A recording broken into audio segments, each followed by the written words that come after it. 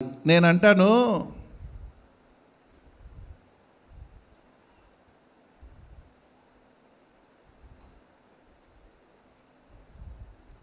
మీకేమైనా స్వరం వస్తుందా?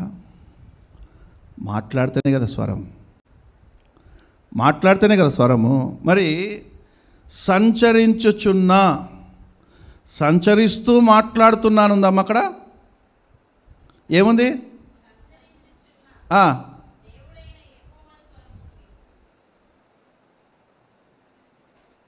సంచరిస్తూ మాట్లాడితే మీకు వినిపిస్తుంది. నేను సంచరిస్తూనే ఉన్నాను, మీకు ఏమైనా వినిపిస్తుందా? వినిపిస్తుందా? పోనీ అడుగుల శబ్దం వస్తుంది అనుకోండి, సంచరిస్తూ మాట్లాడితే మీకు వినిపిస్తుంది. కానీ ఆదాము సంచరిస్తున్న యెహోవా స్వరం విన్నాడంట. అంటే మన దేవుడు మన మధ్యలో సంచరించినా కూడా ఆయన మనతో మాట్లాడుతూనే ఉంటాడు. ఆయన వేసే ప్రతి అడుగులో నీకు సమాధానం ఉంటుంది.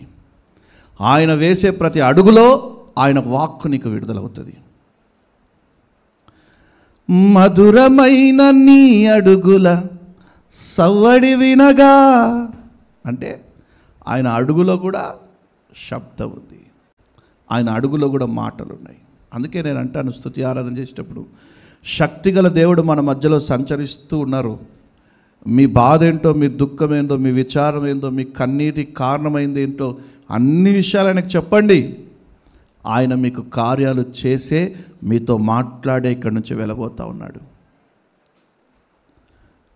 వాక్యం విత్తేటప్పుడు ఆయన మీతో మాట్లాడతాడు. స్తుతి ఆరాధన చేసేటప్పుడు మీరు ఆయనతో మాట్లాడాలి. స్తుతి ఆరాధన చేసేటప్పుడు మీరు ఆయనతో మాట్లాడాలి.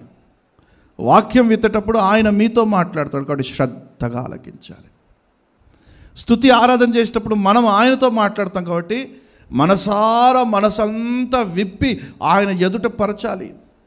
మనకున్న దుఃఖం ఏందో, విచారం ఏంటో, కన్నీరేంటో అన్నీ చెప్పాలి ఆయనకి, అన్ని విషయాలు చెప్పాలి ఆయనకి స్తుతి ఆరాధన చేసేటప్పుడు. ఎందుకంటే ఆయన మన మధ్యలో సంచరిస్తూ ఉంటాడు.